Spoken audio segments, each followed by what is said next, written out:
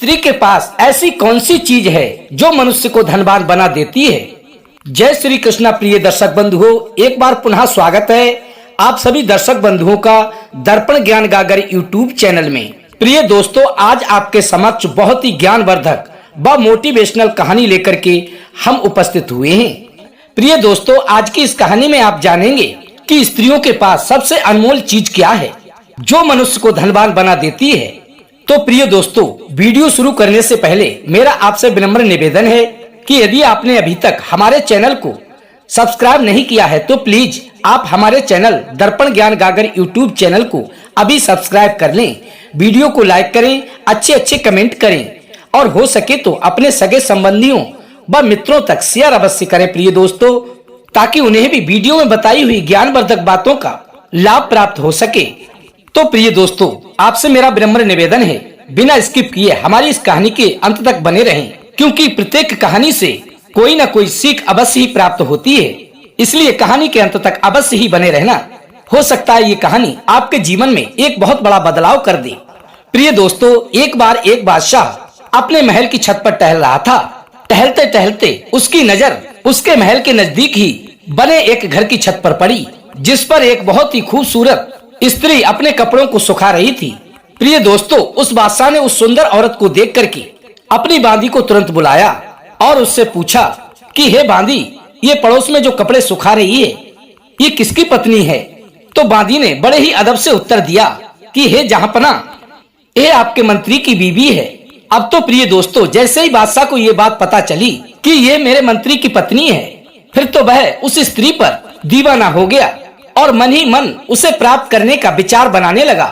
कि मैं अपने मंत्री की बीवी को किस प्रकार अपने चुंगल में फंसाऊं और उसके साथ शारीरिक संबंध बनाऊं। अब तो प्रिय दोस्तों, उस बादशाह ने बिना देरी किए मंत्री को तुरंत ही दरबार में बुलाया और उससे कहने लगा कि हे मंत्री, तुम्हें हमारा एक कार्य करना है। हमारा एक खत ले जाकर के दूसरे राज्य के बादशाह को देना है और साथ में ही उसका उत्तर लेकर आना है। प्रिय दोस्तों, उस बादशाह की बात सुनकर के वो मंत्री कहने लगा कि हे महाराज, जैसी आपकी आज्ञा, आप मुझे अपना खत दीजिए, मैं आपके खत को अभी लेकर के जाऊंगा और आपकी आज्ञा का पालन करूंगा और उधर से आपके इस खत का उत्तर लेकर अतिशीघ्र वापस आ जाऊंगा। अब प्रिय दोस्तों, क्या होता है, उस राजा ने एक खत उस मंत्री को दे दिया और वो मंत्री उस खत को लेकर के अपने घर वापस आ गया और घर वापस आकर के उस खत के लिए तकिए के नीचे रख दिया और अपने सफर का सामान तैयार करने लगा। प्रिय दोस्तों, रात तो उसने घर में गुजारी, लेकिन सुबह होते ही वो मंत्री दूसरे राज्य के लिए रवाना हो गया। लेकिन प्रिय मित्रों, मंत्री को ये बात मालूम नहीं थी कि वो राजा मेरे साथ छल कर रहा है। प्रिय दोस्तों, जब वह मंत्री बादशाह की नजरों से ओझल हो जाता है, अर्थात उसका खत लेकर के दूसरे राजा के पास चला जाता है, वैसे ही प्रिय दोस्तों वो बादशाह चुपचाप मंत्री के घर पर पहुंच जाता है और मंत्री का दरवाजा खटखटाने लगता है। तभी प्रिय दोस्तों, मंत्री की पत्नी दरवाजा खोलती है और दरवाजा खोलते ही उस बादशाह से पूछती है कि आप कौन हो और कहां से आए हो। तभी बादशाह कहता है, मैं यहाँ का बादशाह हूँ और तुम्हारे पति का मालिक हूँ। अब प्रिय दर्शक बंधुओं, क्या होता है, जब उस मंत्री की पत्नी को ये पता चलता है कि ये हमारे यहाँ के बादशाह हैं और मेरे पति के मालिक हैं, तो उसने बादशाह के लिए अंदर आने को कहा। अब प्रिय दोस्तों, वो बादशाह अंदर आकर के पलंग पर बैठ जाता है। प्रिय दोस्तों, जब बादशाह अंदर जाकर के बैठ जाता है तो वो मंत्री की पत्नी हैरान होकर के बादशाह से पूछने लगती है कि हे महाराज, मेरी एक बात समझ में नहीं आई कि आज बादशाह हमारे गरीब खाने में कैसे आ गए। प्रिय दोस्तों, तभी वह बादशाह कहने लगा कि मैं आज तुम्हारे यहाँ एक मेहमान बन करके आया हूँ। अब तो प्रिय दर्शक बंधुओं, उस मंत्री की पत्नी ने बादशाह की बातों का भली भांति मतलब समझ लिया और उससे कहने लगी कि मैं अपने घर में सिर्फ ईश्वर को ही पनाह देना चाहती हूँ, इसके अलावा मैं किसी को भी पनाह नहीं देती। मुझे तो लगता है कि आपकी नियत में खोट है, आपके हाव भाव मुझे बिल्कुल भी अच्छे नहीं लग रहे। प्रिय दोस्तों, तभी बादशाह ने गुस्से में कहा, क्या कह रही हो तुम, शायद तुम्हें मालूम नहीं है या तुमने मुझे ठीक से पहचाना नहीं कि मैं यहाँ का बादशाह हूँ और तुम्हारे पति का मालिक। तभी प्रिय दोस्तों, वो मंत्री की पत्नी कहती है कि हे महाराज, मैं तुम्हें भली भांति जानती हूँ कि आप बादशाह हैं और मेरे पति के मालिक भी, लेकिन बड़े बुजुर्ग कहते हैं कि यदि भोजन में मक्खी मच्छर गिर जाए तो आप उस भोजन को छोड़ देते हैं और उस खाने को नहीं खाते। और फिर शेर को कितनी भी तेज भूख क्यों ना लगी हो, वो कभी भी मुर्दे को नहीं खाता। प्रिय दोस्तों, इतना ही नहीं, वो मंत्री की पत्नी आगे कहती है कि हे बादशाह, मेरी एक बात ध्यान से सुन लो। आप उस कटोरे में पानी पीने आ गए हो जिसमें तुम्हारे कुत्ते ने पानी पिया है। अब तो प्रिय दोस्तों, उस मंत्री की पत्नी की बातों को सुनकर के उस बेचारी बादशाह का सिर शर्म से नीचे झुक जाता है और अपनी हव्स को बिना पूरा किए ही और लज्जित होकर पैर पटकता हुआ अपने महल को वापस चला आता है। अब प्रिय दोस्तों, गौर करने वाली बात है कि जब बादशाह उस मंत्री के घर से वापस जाता है तो जाने से पहले भूलवश अपनी जूतियां वहीं पर भूल आता है, क्योंकि बेइज्जती के शब्दों से उसका दिल इतना घायल हो गया था कि शर्म से उसकी नजरें ऊपर नहीं उठ रही थीं और होश हवास खोकर महल की ओर दौड़ पड़ा। और उधर क्या होता है प्रिय दर्शक बंधुओं, जब मंत्री आधे रास्ते में पहुंच जाता है तो उसे याद आता है कि मुझे जो बादशाह ने खत दिया था वो खत तो मैं अपनी तकिया के नीचे ही भूल आया हूँ। प्रिय दोस्तों, ये बात याद आते ही उस मंत्री ने अपने घोड़े को घर की ओर मोड़ दिया और तेजी से घर की ओर चलने लगा। और जैसे ही घर आकर घर के अंदर घुसता है तो उसकी नजर पलंग के नीचे रखी बादशाह की जूतियों पर पड़ जाती है, जो कि बादशाह जल्दबाजी में भूल गया था। प्रिय दर्शक बंधुओं, उस बादशाह की जूतियों को देख करके उस मंत्री का सर चकरा जाता है और वो समझ जाता है कि मेरी अनुपस्थिति में बादशाह मेरे घर आए हैं और वो बादशाह मेरे लिए सफर पर सिर्फ इसलिए भेजना चाहता था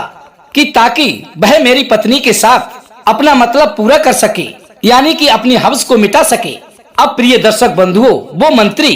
अपनी पत्नी से बिना कुछ कहे बिना ही उस खत को लेकर के दूसरे राज्य के बादशाह के पास जाता है और उधर से जब बादशाह का जवाब लेकर के अपने बादशाह के पास आता है और जब खत का जवाब देता है तो वो बादशाह खुश होकर के अपने मंत्री को 1000 सोने की असरफियां इनाम में देता है। प्रिय दर्शक बंधुओं, वो मंत्री सोने की असरफियां लेकर के बाजार को जाता है और कुछ अपने लिए व अपनी पत्नी के लिए अच्छे अच्छे गहने, कपड़े और कीमती उपहार खरीदता है और घर पहुंच करके अपनी पत्नी को देता है और फिर अपनी पत्नी से कहता है कि चलो तुम्हारे पीहर चलते हैं। प्रिय दोस्तों, इस प्रकार मंत्री की पत्नी कहती है, क्यों, क्या हुआ, हमारे पीहर क्यों जाना चाहते हो? अभी तो वहाँ पर कोई उत्सव भी नहीं है और इतना सारा सामान लेकर के क्यों आए हो? तभी वो मंत्री कहता है कि बादशाह ने मुझे खुश होकर के इनाम में 1000 असरफियां दी हैं और मैं ये चाहता हूँ कि तुम ये सारा सामान पहन करके अपने मैके जाओ और अपने मैके वालों को दिखाओ कि मैं तुम्हारी देखभाल कितनी अच्छी प्रकार से करता हूँ। प्रिय दोस्तों, तभी मंत्री की पत्नी कहने लगी, आप जैसा चाहें वैसा कह सकते हैं, आप जैसा चाहें वैसा कर सकते हैं और मैं अपने मैके चलने के लिए तैयार हूँ। और फिर प्रिय दर्शक बंधुओं, वो मंत्री अपनी पत्नी को साथ लेकर के उसके पीहर पहुँच जाता है और जैसे वह अपनी ससुराल पहुँचता है तो अपने दामाद और बेटी को देख करके उसके सास ससुर बड़े ही खुश होते हैं। प्रिय दोस्तों, इस प्रकार एक दिन रुकने के बाद वह मंत्री अपनी पत्नी को उसके पीहर अर्थात अपनी ससुराल में ही छोड़ आता है और पूरा 1 माह गुजर जाने के बावजूद भी उसे बुलाने नहीं जाता है और ना ही कभी उसका हाल समाचार पूछता है। प्रिय दर्शक बंधुओं, ये सारा नजारा देखने के बाद मंत्री का जो साला था मंत्री से मिलने आता है और मंत्री से कहने लगता है कि हे जीजाजी, हमारी बहन से ऐसी कौन सी गलती हो गई जो आप उसको हमारे घर पर छोड़ आए और 1 माह बीत जाने के बाद भी ना तुमने उससे हाल समाचार पूछा और ना ही तुम उसे बुलाने गए। यदि आप मेरी बहन के लिए बुलाने को नहीं जाएंगे तो हम इसकी शिकायत यहाँ के राजा के यहाँ कर देंगे। प्रिय दोस्तों, अपने साले की बात सुनकर के वो मंत्री कहने लगा, तुम चाहो तो मुझे राजा साहब के यहाँ पेश कर सकते हो, लेकिन तुम इतना ध्यान रखना, आज तक मैंने अपनी सारी जिम्मेदारियां निभाई, उसका कोई भी ऐसा हक नहीं जो मैंने अदा ना किया हो। लेकिन अब मैं कभी भी तुम्हारी बहन को अपने यहाँ बुलाकर नहीं लाऊंगा और ना ही अपने साथ मैं उसे रखूंगा। प्रिय दोस्तों, इस प्रकार उस मंत्री की बात को सुनकर के वो मंत्री का साला वहाँ के राजा के पास जाता है और हाथ जोड़कर कहने लगा कि हे राजा साहब, मैंने अपने घर का हरा भरा बाग इन मंत्री जी के हवाले किया था, लेकिन इन्होंने हमारे घर का बाग उजाड़ दिया,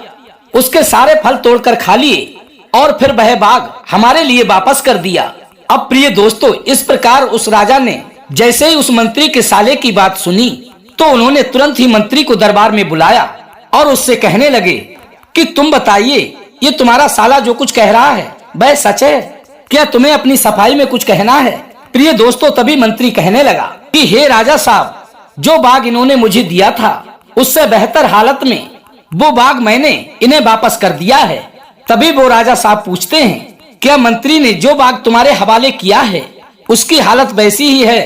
कि जैसे पहले थी? अब प्रिय दोस्तों, वो मंत्री का साला कहता है, हालत तो वैसी ही है, उसी हालत में इन्होंने वापस किया है, लेकिन हम इनसे बाग को वापस करने की वजह पूछना चाहते हैं कि आखिर इन्होंने हमारे उस बाग को हमें वापस क्यों किया, जबकि हम इन्हें उसका मालिक बना चुके थे और इनके ऊपर सारी जिम्मेदारी सौंप दी थी। अब प्रिय दर्शक बंधुओं, वो राजा उस मंत्री से कहते हैं, तुम क्या कहना चाहोगे कि जब इन्होंने अपना बाग तुम्हारे हवाले किया था तो फिर तुमने इनके बाग को इन्हें वापस क्यों कर दिया? प्रिय दोस्तों, अब उस राजा की बात सुनने के बाद वो मंत्री कहने लगा कि हे महाराज, मैंने वो बाग किसी नफरत की वजह से वापस नहीं किया है, बल्कि इसलिए वापस किया है कि एक दिन मैं बाग में आया तो उसमें मैंने शेर के पंजों के निशान देखे, तो मुझे इस बात का भय हुआ कि वो शेर मुझे खा जाएगा, और शेर के डर की वजह से मैंने बाग में जाना बंद कर दिया। क्योंकि हे राजन, बड़े बुजुर्ग कहते हैं, जिस रास्ते पर कांटे हों उस रास्ते पर भूल कर भी नहीं चलना चाहिए। प्रिय दर्शक बंधुओं, उस मंत्री की बातों को वो राजा भली भांति समझ रहा था, और समझे भी क्यों ना, वो सारी बातें उसी के ऊपर कही जा रही थीं। तभी वह राजा कहने लगा कि हे मंत्री, तुम मेरी बात को ध्यान से सुनो। इसमें कोई शक नहीं कि शेर तुम्हारे बाग में आया था, लेकिन वो वहाँ पर ना तो अपना कोई असर छोड़ सका, और ना ही बाग का कोई पत्ता तोड़ सका, और ना ही बाग का कोई फल खा सका, और तुम्हारे बाग में बिना शिकार किए ही वापस चला आया। तुम्हारा बाग पहले की तरह ही सही सलामत है, वो जैसा पहले था वैसा ही आज है। मैं कसम खा करके कहता हूँ, मैंने तुम्हारे जैसे बाग की चारों ओर लगी हुई मजबूत दीवार को नहीं देखा, जो कि शेर भी उसे पार नहीं कर सका। अब तो प्रिय दर्शक बंधुओं, उस बादशाह की ये बात सुनकर के वो मंत्री खुश हो गया, और वो इस बात को भली भांति समझ गया कि मेरी पत्नी पूर्ण रूप से पवित्र है। यानी कि बादशाह मेरे घर पर गया जरूर था, लेकिन मेरी पत्नी को वो छू भी नहीं सका। फिर वह बादशाह की बात सुनकर के वह मंत्री अपने साले को लेकर के सीधा अपनी ससुराल चला गया, और अपनी पत्नी को बाइज्जत वापस अपने घर लेकर के आ गया। प्रिय दोस्तों, ये बात राजा को भी पता नहीं चली, और वहाँ पर बैठे राजा के सलाहकारों व सिपाहियों को भी पता नहीं चली कि आखिरकार मंत्री और बादशाह के बीच किस मामले के बारे में बात हो रही है। सभी लोग यही सोच रहे थे कि आखिर ये माजरा क्या है, ये लोग गोल गोल बातें क्यों कर रहे हैं। अब प्रिय दर्शक बंधुओं, जैसे ही वो मंत्री अपनी पत्नी के साथ अपने घर पहुंचता है, तब तक एक सन्यासी भिक्षा मांगने के लिए उस मंत्री के यहाँ पहुंच जाता है, और वो सन्यासी कहता है कि स्त्री के पास वो कौन सी चीज है जो मनुष्य को धनवान बना देती है, आज मैं तुम्हें बताता हूँ। तभी प्रिय दर्शक बंधुओं, वो सन्यासी कहने लगे, स्त्री की वो चीज उसका चरित्र है। यदि किसी स्त्री का चरित्र उज्जवल है तो माता लक्ष्मी की कृपा उस पर व उसके घर पर सदैव ही बनी रहती है, और उसके घर में कभी भी दरिद्रता नहीं आती है, और जीवन भर पति पत्नी में प्रेम बना रहता है। और प्रिय दोस्तों, ये तो आप जानते ही हैं, जिस घर में प्रेम बना रहता है उस घर में कभी भी कलह कलेश नहीं होते हैं, और सदैव ही माँ लक्ष्मी निवास करती हैं। तो प्रिय दोस्तों, इस कहानी से हमें दो शिक्षा प्राप्त होती हैं। नंबर 1, जिस घर में स्त्री का चरित्र उज्जवल होता है वो घर हमेशा धनवान रहता है, माता लक्ष्मी की कृपा उस पर सदैव ही बनी रहती है। और नंबर 2, अपने घर के भेद को कभी भी किसी भी बाहरी व्यक्ति के सामने जाहिर नहीं करना चाहिए। जिस प्रकार मंत्री ने अपनी बुद्धि का प्रयोग करते हुए अपनी सारी बात बादशाह तक पहुंचा दी, लेकिन अन्य मंत्रीगण व सैनिक दरबार में खड़े सुनते रहे, वो बादशाह और मंत्री की बात को ना समझ सके, और बादशाह ने बातों ही बातों में अपने स्वच्छ होने की सारी बात मंत्री से कह दी कि तुम्हारा बाग पहले की तरह ही सुरक्षित और उज्जवल है। तुम्हारे बाग के चारों ओर बहुत ही मजबूत दीवार है, जो कभी भी कोई भी उसे ढहा नहीं सकता। प्रिय दोस्तों, जो ये मजबूत दीवार की बात थी, ये चरित्र ही और उसका पतिव्रत धर्म ही उसकी मजबूत दीवार है। यदि वास्तव में स्त्री का चरित्र मजबूत होता है तो उसे दुनिया की कोई भी शक्ति ढा नहीं सकती। तो प्रिय दोस्तों, अंत में मैं यही कहना चाहूंगा कि स्त्री और पुरुष चाहे कोई भी हो, हमेशा ही उसे चरित्रवान बने रहना चाहिए और अपने घर के भेद को कभी भी किसी के समक्ष जाहिर नहीं करना चाहिए। तो प्रिय दोस्तों, यदि आपको हमारी ये वीडियो अच्छी लगी हो और कहानी पसंद आई हो तो वीडियो को लाइक करें, अच्छे अच्छे कमेंट करें, चैनल को सब्सक्राइब कर लें और हो सके तो अपने सगे